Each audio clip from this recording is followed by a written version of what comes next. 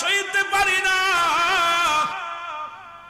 আমার নবী চোখের পানি ছেড়ে কান্দার বলে রব্বুল আলামিন তুমি আমাকে শক্তি দাও, মুসলমানদের বিজয় দাও, মুসলমানদের শক্তি দাও, মুসলমানদের বিজয় দাও। নবীজি চোখের পানি ছেড়ে কান্দে। আল্লাহ কয় জিবরিল রে আমার নবীরে জানায় আর বসে থাকার সময় নাই, বসে থাকার সময় নাই, কারণ বাতিলের বিরুদ্ধে সংগ্রাম করতে হবে, আর বসে থাকার সময় নাই। জোরে জোরে বলেন মারহাবা।